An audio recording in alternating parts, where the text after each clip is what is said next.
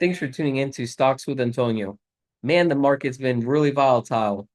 It's been going up and down based on whatever news comes out, right? So you can see how the market moves with the news. Right now, this market, if you're not an experienced trader, in my opinion, the best thing to do is just on the pullbacks, invest long term, meaning you have a long horizon, 5 years or longer. I think the pullbacks are going to be a great opportunity to build some wealth if you're investing in some good stocks. Now, a stock that I wanted to talk about today is Serv Robotics, ticker symbol SERV. Now, this one, I got into it last year, and I started with it as doing basically buying the shares to sell it short term. And I did that, made some profit in 2025. And in 2026, I did that too as well. But I decided to add it to my long term portfolio. Now, if you've been following me, you know that a lot of times when it comes to small cap stocks, non profitable stocks, I don't like to invest in them. But this is one that I believe that has a future. I believe robotics is going to be our future. So I decided that I wanted to make it part of my long-term portfolio. Now, it is a risky play. There's no guarantee that this company is going to succeed, but I believe that it could have a good run up over time. So I definitely have it, and I think the share price over time will increase. Now, earnings are coming out tomorrow. That is going to be important. If you have this stock, you want to pay attention to it. You want to look up the results. It's going to come out March 11th, and it's going to come out before the market open. So basically, at 9:30 when the market's open, if you see that selling off strongly, it probably didn't come out with good earnings. Now, I was doing some reading, seeing what analysts expect, and it's mixed. Some people think it's going to come out good. Some people think it's going to be a miss. And if you follow ranks, they're rating it as a 3 as a hold. So if you want to read more about it, Google that, and you can read what Ranks has on Serv if you want to see their breakdown.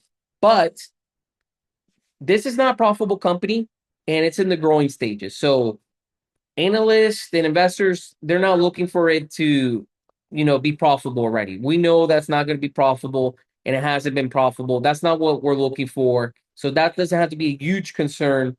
What analysts are going to want to see is they want to see the robot deployment growth, right? We want to see more robots coming out. We want to see the revenue increasing. We want to see the Uber Eats delivery volume increasing. We want to see revenue scaling. So basically, we want to see that the company's already doing that, which it should be. They announced that they've been deploying robots and things. So I think we're going to see that. And then when it comes to forward guidance, what we're going to want to see is that they continue to plan to deploy more robots, get them out to more cities, that the partnership with Uber's going well and it's helping them grow and scaling their revenue. So if we can see that, I believe that will be great, obviously. And if we can get the revenue to beat expectations when it comes to that, their growth to beat expectations, I think we'll see some upside. Now, the stock currently is under $10. It's around, I believe it closed around, actually, let me look it up because I know it's under $10. I saw it before the market closed around $9.63. Let me see here.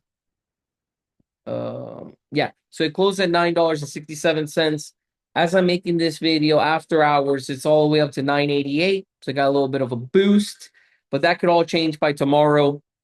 So we'll have to see where it's at. But this is something important. We want to see how revenue is doing, especially if you're holding it. If you have Serv Robotics in your portfolio, let me know down in the comments below. What did you get it at? And what do you think it's going to do with the share price? Do you think it's going to go up? Do you think it's going to go down? Obviously, if you have it, you shouldn't be thinking it's going down. But my opinion is if the market starts to recover, I'm still bullish for 2026, even though it's been we've gotten a lot thrown at us when it comes to the stock market. I think by summertime, it'll be in the double digits, depending, of course, how earnings goes. And I think this could potentially, before year end, be in the $12 range, if not high. Now, that's just my opinion. Remember, I'm not a financial advisor. I cannot tell you what to buy, hold, or sell, and investing does carry risk, especially small caps, non-profitable companies, very risky. The reason I invested in this one, I think robotics is going to be in our future right down the road. So I want to invest in things that I believe are going to be part of the future early on because there could be a potential, a lot of upside. And that's why it's a risky play. It's not profitable, right? It has to prove itself. If it can continue growth. this could be a company that a lot of us that invested in early could potentially build a lot of wealth on. But it may not play out that way. So it's just important to know that if you enjoyed the video, if you enjoy the content, smash the like button. So I keep pushing out videos about the stock market. And what I'm doing is just sharing my opinion and what I'm doing with my portfolio. Hopefully you enjoy that. If you haven't done so, check out the description box. If you want to get more familiar with the candlesticks and charting and stuff like that, one thing that I use, it might sound silly to some, is flashcards. The reason is I learn with repetition, right? So I don't learn it right away just by looking at it at one time. So whenever in the beginning, when I was trying to learn candlesticks patterns better, I look at the candlesticks and I have the flashcard just to get kind of an idea of different patterns that are bullish or bearish, right? Bullish going up, bearish going down. So if you're more in the trying to learn that, hey, if you're like me, you learn repetition, it's not bad. Get some flashcards, whatever it takes. Because if you are thinking about short-term trading or being a day trader, you got to get good with the charts, with the candlesticks, the RSI. You got to learn all that because that's going to help you win more than you lose. So it's important if you're trying to do short-term trading. Now, if you're inexperienced and you're trying to learn to become a day trader, short-term trading, I would probably, in my opinion, invest more this year in long-term because it's just so volatile. It's just maybe look at the charts and say, hey, I think this play is going to go this way and see how it goes before actually putting your money into it. Because in 2025, I'll tell you this, the market was different than 2026. The market in 2026 is a lot rougher than it was in 2025. I've been long-term investing for over 10 years. I see how long-term investing can build wealth. Short-term, I got into 2025 and I see a big difference. So this year's a lot harder than 2025 because in 2025, I would buy a stock. Like I bought Serv Robotics.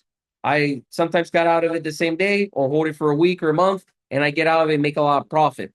This year, the stocks have been taking a lot bigger hits. Some are not recuperating as fast, and you don't want to end up back holding. So that's why I recommend invest in good companies long term. Now that's up to you. That's just what I'm doing.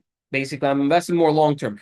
Am I doing short term? I'm doing day trading. Basically, when I want to make money in the short term, I do calls and puts, and I look to get in and out the same day. And I've been focusing more on the SPYs and the QQQs, right? And I'm looking to get in and out. So sometimes I'll go in the morning, I'll wait 15 minutes, wait 30 minutes, kind of get an idea where the market's going. Because sometimes the market would open at 9:30 and it looks bullish. It looks like it's going to go up. And in 10 minutes into the market, you see that really it's going to be a down day. So it's always good not to jump in right away unless you're like a really experienced trader.